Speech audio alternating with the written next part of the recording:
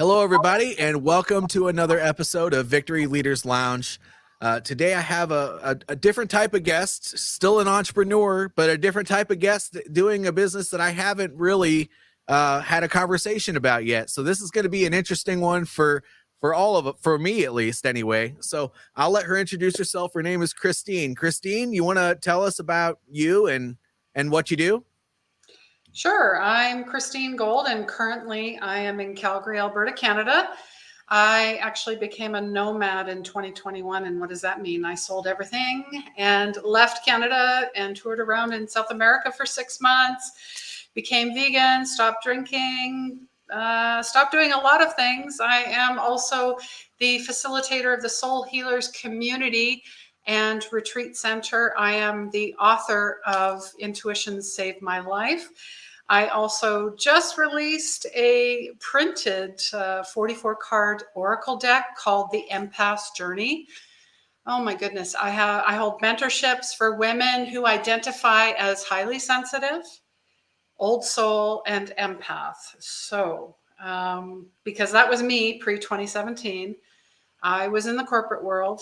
I was on the hamster wheel. I was chasing material things and money and ego-based things until I had my dark night of the soul crash in 2017. So maybe we could go into just a little bit more of how you help people. So, and maybe how you got there. So you left corporate America, you started this business helping others. You had an awakening, a journey. I'd like to hear more about that and what got you to where you are right now, and also just what your business model is as a whole and how you help people. Sure. Well, I had multiple addictions. I also had anxiety and depression and 2 attempts to die by suicide. So Sorry to hear that. And I know there's many of us that are on the edge or have a mask and pretending that they're okay. No, you need to reach out to somebody. What happened for me is I had a health scare, and then I had a video delivered by YouTube. Now, when something drops on your lap or comes out of left field, you have to go, okay, I'm paying attention. I'm not sure what this is or why I'm watching this or why I'm hearing this, whether it's a conversation or something very random. But she basically said my intuition is showing up as anxiety and depression, meaning I'm letting my emotions overwhelm my life, and I'm therefore stuffing them with food and shopping and alcohol and trying to numb out what I'm feeling. So she challenged me to record a video, a 2-minute video, saying why I wanted to work with her. Now, she's an internationally known medium. And, of course, I was like, who am I? Imposter syndrome showed up, and I didn't want to show up. I wanted to hide. I wanted to stay comfortable. All those ego-based, that's what ego likes to do. It's your protection system. But many of us are living in that all the time. So I record the video, and 6 months later, I was certified medium. And what does that mean? I am the bridge to the other side. But you know what? We all have that ability. We're all intuitive. We all have psychic abilities. We all have clairvoyance or clairalience or clairsentience. It's just a matter of claiming it, acknowledging it, having practices to attune to it and to know what it is. And many times it shows up as a gut. Many of us dismiss our gut, our spidey senses, our, ooh, something's off. I'm sure you've had that where you come across something and you're like, oh, okay, what's going on here? That's a sign to pay attention. But many of us are running with blinders on in full throttle mode, trying to survive. We don't pay attention to any of the signs. And then we get into, like myself, where I had panic attacks. I mean, I was a mess. And I call it the divine 2x4 to the head. That's how spirit spoke to me very loudly, because I wasn't listening to the subtle signs. So after hundreds of free readings, I came out of the spiritual closet on Facebook, of all places.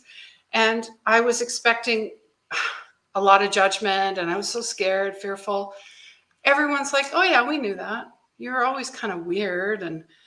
And I never fit into a box. I was a rebel, but now I'm a rebel with a cause, not without a cause. That's good. Yeah. On the last podcast I was on this morning, I'm a boundary breaker. I always have been. I always got in trouble in school because I questioned authority. I had critical thinking. I pushed back and said, no, I'm not following this model. I'm not going along with this. I want to be me. I want to be unique. We don't have these fingerprints and DNA for a reason, for no reason, right? So after doing that, I mean, I also became a Reiki Master, animal communicator, because it's all, we are always speaking the language of spirit, whether it's plants or animals, Mother Earth. It's always around us, signs, symbols. I don't know if you get signs or symbols, JJ. Well, you know, I have I have conversations with my wife about this all the time, because she says that sometimes she can see auras, but she can definitely feel and understand them. And I have difficulty with that, but you know what? I'm very open-minded. And so I think that I close myself off to certain things, but I try to learn as much about it as possible, because I know that when I'm around certain people, I just feel better than when I am around other people. And I don't even have to be having a conversation with that. And so whether it's energy or whether it's spirit or whether it, whatever it is, there's something to that. And, Yep. you know, the vibration, some people call it, but it really doesn't make any difference how you say it. There's definitely something there. You're an empath. You feel. I feel. You feel, right? That, and 20% of the world's population identifies as that.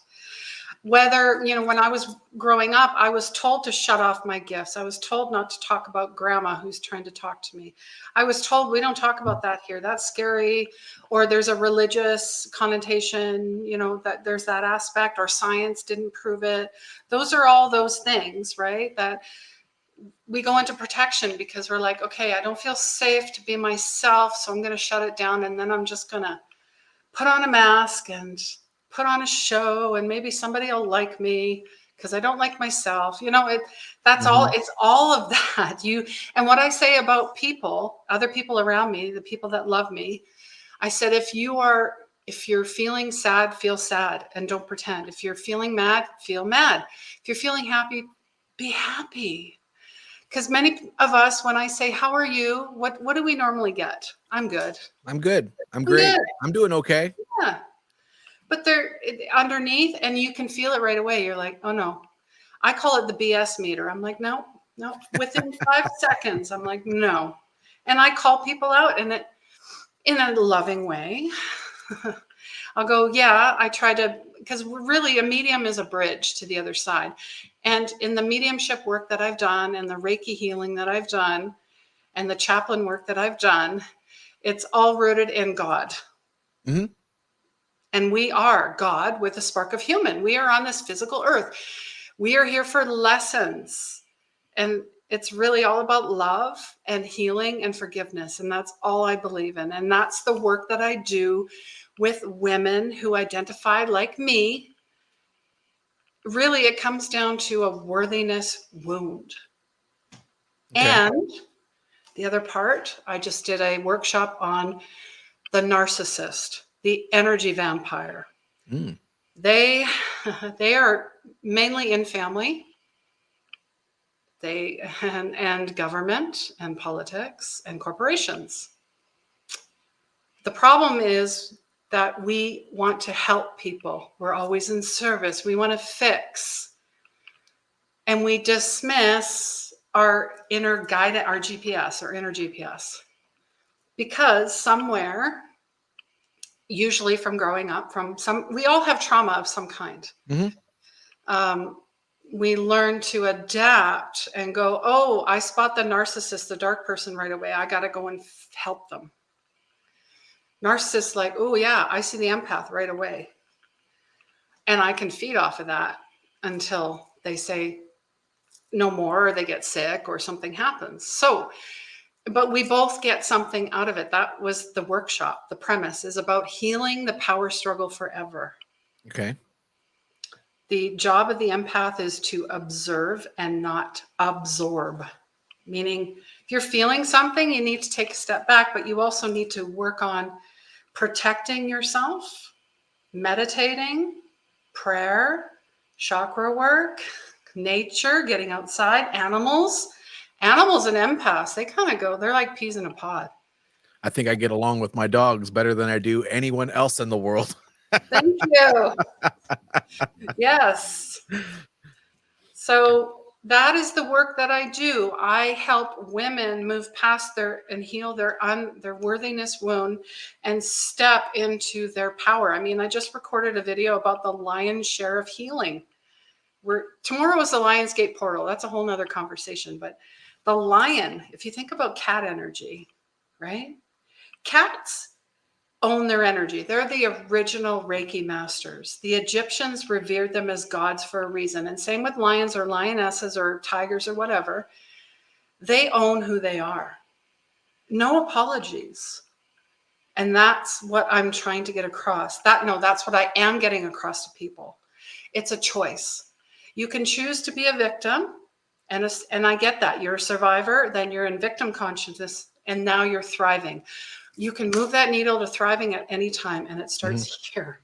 It really does. It does.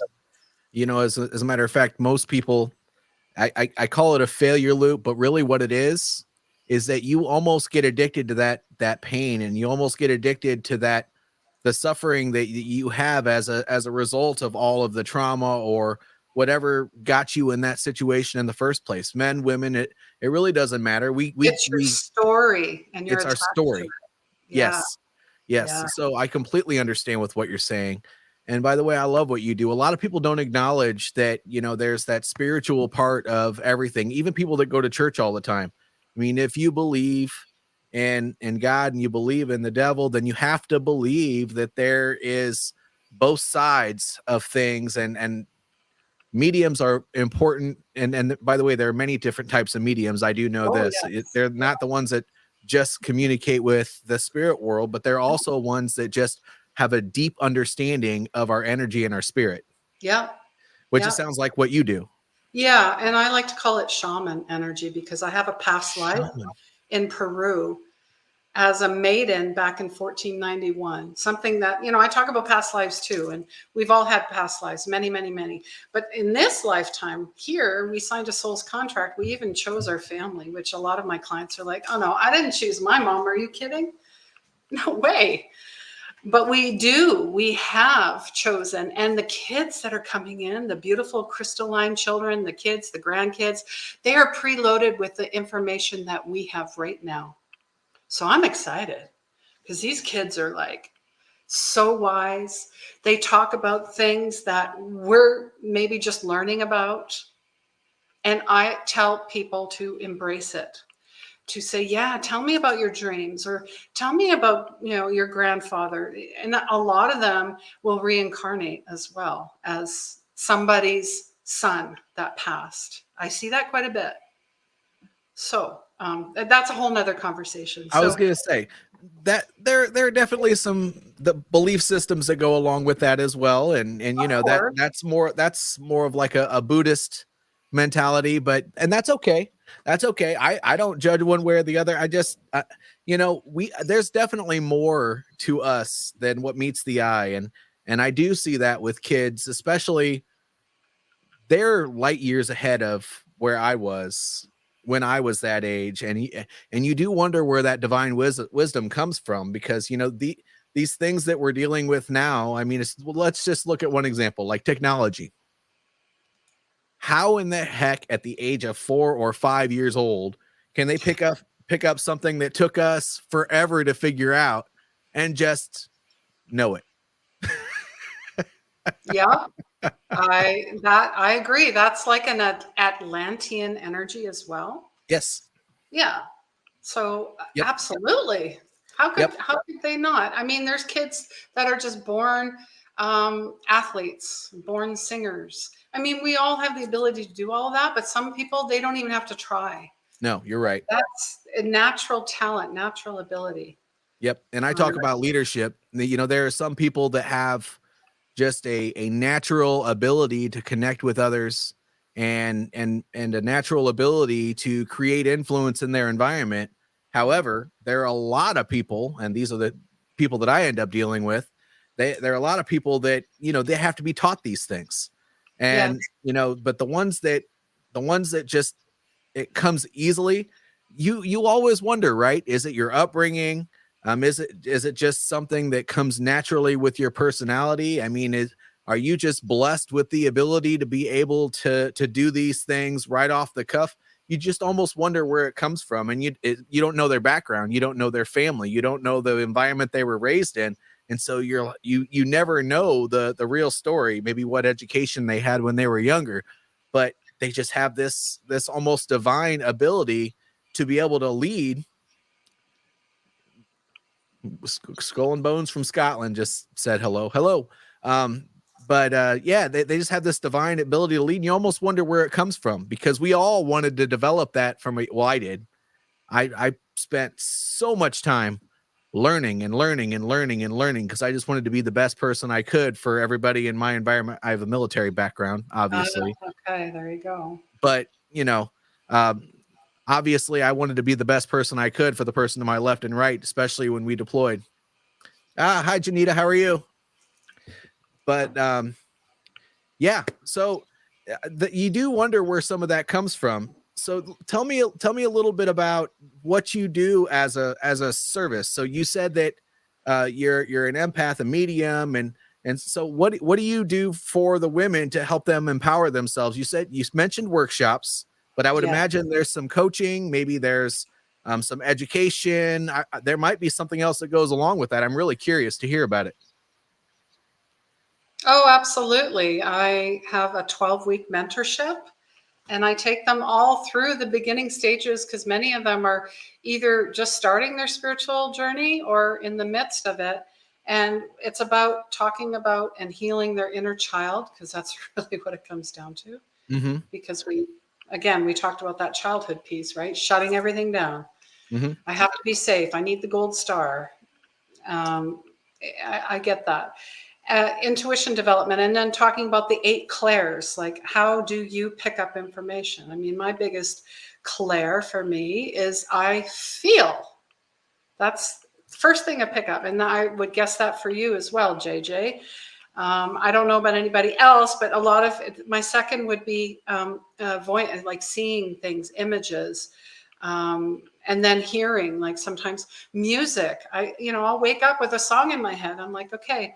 And I teach people how to dream better, what astral traveling is, what past lives are, the Akashic records. I do deep dive, and they have to do soul work, and they have to show their work, because if you're not doing the work, I can't work with you. I can't. You're not ready. So, and really, when are we ever ready? I just want people to deep dive, not just, as I say, I don't look for half-assing anything. I want the whole ass, if I can say that. Jump right in. Hey, say what you want. I'm a military guy, so you never know what you're going to get when you tune into one of my shows. No doubt. Yeah, because really it falls on them. And when they invest in themselves, and not just money, but energy and time, and it's all connected, they start to get their aha moments and epiphanies, and I get to watch them light up. I mean, our chakra system, there's 7 chakras, there's way more, is like the inner Christ mystery, I like to call it. And once you start to develop your root and clear everything off, and everything lights up, you start to receive information. And at first you're like, oh, I don't know. This is a lot, because you're struggling with your ego. And now the ego is not the enemy. I talked about this earlier too. No. It is the spine. I call it the spinal system. It is your back. It has your back. It's your protection. But many of us have been living in fight, flight, freeze, and fawn. And I teach people how to stop living for other people and live for yourself first, because it comes down to, a lot of the women I work with are martyrs, perfectionists, overachievers. I mean, they can never get enough gold stars. It's an empty, it's like having a hole in your leg. Like, the hole in the bucket just keeps leaking. Sure. To a certain extent, we all want that. I mean, to be honest with you, we need that acknowledgement, And sometimes we just need to know that we're doing a good job. Oh yeah, once in a while. But if that's all you look for, and especially on social media, I need those likes. Oh, I need those comments. Oh, this, you gotta pull back and go, whoa, where is this coming from? And I Right. have something I need to address in myself. I have an old belief system. I have it all really does come down to abandonment too, and worthiness, like not feeling worthy, not feeling seen, not feeling heard, not feeling validated. And in my group, you're seen, you're heard, you're validated. And I will even say we give you a little kick in the butt too. You got to be responsible and accountable. Mm-hmm. That's part of the healing journey. That's part of the work that I do. But I also challenge belief systems and we break them down. Like in 3 sessions, you give me one problem, we will solve it. It sounds like a song. I think it's a song. Anyways, that's Vanilla how Ice, it right? works. Because if they don't change, it reflects in the coaching that I do and the readings and healings I've been doing my whole life. Even when I was in corporate sales, I have been all listening to people and I've been coaching them my whole life. Because people will come up to me. I don't know about you, JJ. If you're an empath, you have strangers, you have people telling you their life story. I do, out of nowhere. That's awesome. So it's almost like you take it's almost like a holistic approach to healing. It is. It's a therapy, but it's not a therapy. You teach them how to just feel differently. And so I want to hear, you mentioned it, and I would imagine if I don't know about it, then a lot of other people probably don't know about it. But you mentioned the clairs. There were 4 clairs. Oh no, there's 8. Oh, 8. Yeah. What is that? I don't know what that means. So when you receive information, where do you normally receive it? Do you hear it? Do you feel it? Do you know it? Do you see it? Do you taste it? Do you smell it? Or do you touch it, like psychometry? That's touching an object. Sometimes in readings, people will bring me their belongings of their past loved ones that have passed. And because we leave energy everywhere. We leave signatures everywhere. We are energetic beings. How can we not? So what is that short for something? Clairs? Is that clair? Claircognizance, clairvoyance, clairalience. Those are in the psychic world. And I teach people how to develop it, strengthen it. No, you don't have to have them all 8. Maybe you're really well versed in 1 or 2. You don't need to have all 8. That's an ego thing, wanting to attain. I know everything and I have everything. No. And it's really about being humble and leaning in and tuning in and having sacred space and ritual, because that's where you pick up the juicy information. When you're in rest, when you're in reflection, when you're in some type of art as well, singing, dancing, painting, creating. We're meant to create. We're creative beings. Yes. We're not meant to pay bills and die. We're not. And whoever told you didn't cost that money, it'd be a lot easier, wouldn't it? That was based on their beliefs. Yeah. Yeah, it's all intergenerational stuff, trauma, patterns. Oh, this is how we do this in our family. And it's like, really? No. I would question all the time. I remember I was grounded one summer. Can't remember what I did, but I remember being grounded because I spoke up and I said no. Anyways. I think we've all been there. I have a 14 and a 17-year-old right now. And so that is something that is definitely fairly common. We try not to punish. Usually that's a last resort, but I'll tell you what, they do a very, very good job at testing their boundaries, which is what they're supposed to be doing as a teenager. That's right. And many of us don't even know, like 50, 40-year-olds don't have no boundaries. They don't even know what that means. And I have an excellent video for kids and for adults on how to bully proof yourself, because there's a lot of bullies out there and you can shut them down in 5 steps. So, and really that's what it is, shutting them down, because they're looking for your pain points. They're looking for your weakness. They're looking for your triggers. Do you have any buttons? Anybody? I used to. I will catch myself sometimes. I mean, we're human, right? Oh yeah. Oh, And go, trust me. oh, geez, I've Yeah. seen that before. What am I doing? Yeah. Well, I definitely know I have triggers, and I think most of us do. Sometimes we don't even catch them before they send us off in a loop. But Mhm. that's one of those things that you have to work on constantly, and you have to work hard just to identify what those buttons or triggers or whatever you want to call them are. I absolutely love what you do. It's a holistic way of being able to handle these things, and especially for people who have a really deep sense of understanding, how they learn, which is what the clairs are. If it seems like to me, then you kind of connect them on a deeper level with their own spirit and help them heal that way. I just think that that's more amazing than what I thought it was going to be today, to be quite honest with you. I'm open-minded, but I don't know all about this stuff. Hey, I get it. We've been trained like the school system, put you in this box and you have to follow along. We don't belong Yes. in boxes, by the No. way. The only one that does is my cat. She loves those boxes. Like, Oh, they'll find a tube and somehow wedge themselves inside. And the only thing you'll see is their head. I've had that happen before too. They like feeling cozy and safe and snuggly. And that's what the ego likes to do too. But Yeah. the ego is really, at the end of the day, edging God out. That's what it stands for. One of my mentors taught me that. Interesting. And anytime you're dismissing your natural self and abilities, you're dismissing God, because and let me tell you, God didn't make a mistake. No, We're here for a reason, guys. We're we here. are. What is it? What is your reason? What's your purpose? And let me tell you, it's not your job. Many people go to the job. I work with a lot of corporate people too that are like, I tried cold plunging, Wim Hof method. I went to this retreat. I tried ayahuasca. I've been through years of talk therapy. And now I'm going to try spirituality. Why is spirituality the last resort? Why? It shouldn't be. If you say you're